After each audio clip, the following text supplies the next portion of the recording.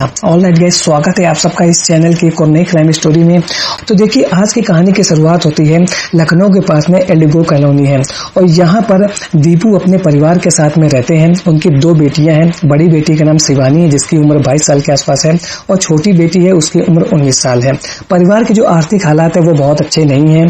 शिवानी की माँ गीता घरों में सफाई का काम करती है और वहीं उसके जो पिता है कंस्ट्रक्शन साइट पर काम करते हैं। अपने परिवार को सपोर्ट करने के लिए शिवानी रियल एस्टेट की एक जो कंपनी है उसमें नौकरी करती है और ये जो रियल एस्टेट की कंपनी है वो उसके घर से लगभग 3 किलोमीटर की दूरी पर है। लेकिन इसी बीच में दिन आता है 17 मई को। सुबह 8 बजे के आसपास शिवानी अपने घर से निकली थी ऑफिस जाने के लिए, लेकिन देर रात हो जाती है, वो घर वापस नहीं आती। परिवार वालों को चिंता होती है, वो लोग उसके ऑफिस में फोन करते हैं, लेकिन ऑफिस का स्टाफ यही करता है कि शिवानी यहाँ से जा चुकी है और उसको लगभग 1-2 घंटे हो चुके हैं। इस तरीके की जानकारी मिलने के बाद में परिवार के लोगों को चिंता होने लगी थी। वो लोग उसके दोस्तों से बातचीत करते हैं, साथ ही साथ अपने नाते रिश्तेदारों को फोन करते हैं, लेकिन शिवानी के बारे में कुछ भी पता नहीं चलता है। शिवानी का पूरा परिवार देर रात तक उसको ढूंढता है। अगले दिन सुबह 18 मई को अपनी बेटी के बारे में जानकारी जुटाने की कोशिश करता है, लेकिन वो लोग हर जगह से खाली हाथ हैं और इसके बाद वो लोग पुलिस स्टेशन में पहुंचते हैं। तो पुलिस उनको एक ऐसी जानकारी देती है जिसको सुनने के बाद वो लोग खुद ही परेशान हो गए, हैरान हो गए। पुलिस ने बताया कि आज सुबह लगभग 8 बजे के आसपास हमें एक बॉडी मिली है और इस फोटो देख लीजिए, ये एक लड़की की। और फिर वो लोग जैसे ही देखते हैं तो शिवानी की माँ गीता गस खा करके गिर जाती है और उनका रो रो करके बुरा हाल हो जाता है, क्योंकि ये जो बेटी थी वो किसी और की नहीं बल्कि उनकी बेटी शिवानी की थी। पुलिस की टीम गीता उसके परिवार को कंसोल करती है और उनको इस बात के लिए 100% श्योर करती है कि जल्द ही शिवानी के गुनहगारों को पकड़ लिया जाएगा। और फिर वे शिवानी के पिता से पूछताछ करते हैं कि उन्हें किसी के ऊपर शक तो नहीं है। तो यहाँ पर शिवानी के पिता अपने घर के पास में रहने वाले एक प्रेम कुमार नाम के लड़के के ऊपर शक जताते हैं और बताते हैं कि मेरी बेटी की इसके साथ में दोस्ती थी। लगभग 6-7 साल से मेरी बेटी प्रेम कुमार को जानती है और उन दोनों का एक दूसरे से मिलना जुलना था। हो सकता है कहीं प्रेम कुमार ने नहीं इस तरीके की घटना को अंजाम दिया है शिवानी के साथ में।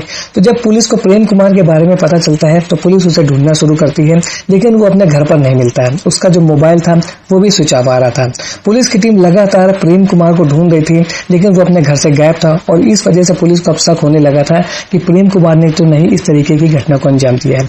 पुलिस की टीम उसके मोबाइल नंबर की CDR रिपोर्ट निकालती है तो कॉल डिटेल से इस बात की जानकारी होती है कि 17 मई को वो लगातार शिवानी के साथ में कांटेक्ट था और उनके बीच में बातचीत हो रही थी। पुलिस लगातार प्रेम कुमार को ढूंढ रही थी और इसी बीच में उनको जानकारी मिलती है कि प्रेम कुमार की लोकेशन लखनऊ में देखी गई है, क्योंकि वो एक डिलीवरी बॉय को काम करता था और इस वजह से उसको वहां पर स्पॉट किया गया था। पुलिस की टीम को जैसे ही प्रेम कुमार की जानकारी मिलती है वो लोग उसको गिरफ्तार करते हैं, उससे पूछताछ करते हैं। तो यहाँ पर वो बिल्कुल ही सीधा बनने की कोशिश करता है। पुलिस को यही बताता है कि मेरी दोस्ती थी शिवानी के साथ में, लेकिन मैंने उसके साथ में किसी तरीके की घटनाओं को अंजाम नहीं दिया है। यदि मैंने कुछ किया होता तो मैं यहाँ से भाग जाता, मैं यहाँ पर रह करके ये अपना डिलीवरी का काम क्यों करता। तो इस तरीके की बहानेबाजी बना करके उसने पुलिस को घुमाने की कोशिश की थी, लेकिन पुलिस की टीम लगातार उसके बारे में जानकारी जुटाने की कोशिश कर रही थी और उसके जो मोबाइल की लोकेशन मिली थी वो पुलिस को उसी जगह पे से मिली थी जहां पर शिवानी की डेड बॉडी मिली थी। पुलिस ने जब प्रेम कुमार से अपने पुलिसिया अंदाज में जब से पूछताछ करना शुरू किया तो वो बहुत देर तक टिक नहीं पाता है और पूरी कहानी खोल करके रख देता है कि कैसे उसने शिवानी की केवल एक छोटे से कारण की वजह से उसको अपने रास्ते से हटा दिया। उसने बताया कि मैं शिवानी के पड़ोस में रहता हूँ, लगभग 6-7 साल से मैं शिवानी को जानता हूँ। पहले हमारे बीच में दोस्ती थी और फिर हम दोनों रिलेशन में आ गए। मैं शिवानी को बहुत ज्यादा प्यार करता था, लेकिन शिवानी अब मुझे डिच कर रही थी और वो अपने ऑफिस में काम करने वाले एक मनीष नाम के लड़के के साथ रिलेशन में थी। मैंने एक रोज उसका मोबाइल चेक किया था तो मैंने मोबाइल में उसके फोटो और वीडियोस देखे थे जो मनीष के साथ में थे।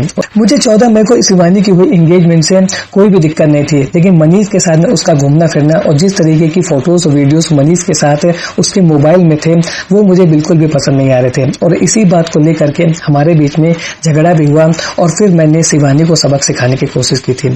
रविवार सुबह 8 बजे के आसपास वो अपने ऑफिस निकलने के लिए घर से निकली थी। मैंने उसको रास्ते ही से पिक किया, फिर मैं उसे गोल्डन सिटी के पास जंगल वाले इलाके में लेकर के गया। वहां पर एक बार फिर से मैंने उससे मनीष के बारे में बातचीत किया तो यहाँ पर उसने यही कहा कि मनीष मेरे साथ ऑफिस में काम करता है, मैं उसके साथ रिलेशन में हूँ, तुम्हें इससे क्या लेना देना है। और इस तरीके की बातें जब शिवानी ने कहा तो मैं बहुत ज्यादा गुस्सा आया और फिर मैंने वहीं पर पास में पड़े हुए एक रबड़ से शिवानी का काम तमाम कर दिया और इस पूरी घटना को अंजाम देने के बाद में मैं वहां से भागा नहीं, क्योंकि मुझे इस बात का अंदाजा था कि मैं यदि भाग जाऊंगा तो पुलिस को 100% मेरे ऊपर ही सीधे सीधे शक होने लगेगा, और इसी वजह से मैंने इस पूरी घटना को अंजाम दिया और नॉर्मल लाइफ अपनी जी रहा था कि ऐसा लगे कि मैंने कुछ भी किया ही नहीं है।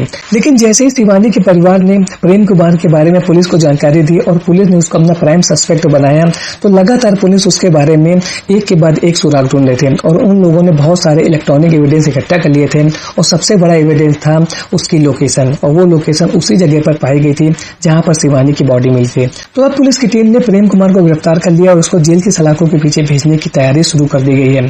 लेकिन यहाँ पर सबसे बड़ी बात यह है कि रिलेशन में पार्टनर एक दूसरे के डिसअप्रूवल को बिल्कुल भी एक्सेप्ट नहीं कर पा रहे हैं।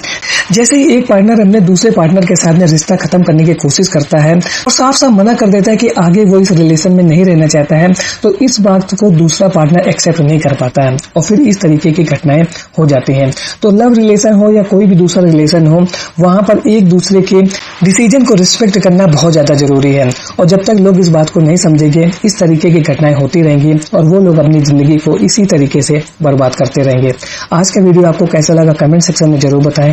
मिलता हूं ऐसे एक और नए इंटरेस्टिंग वीडियो में, तब तक के लिए थैंक्स फॉर वॉचिंग।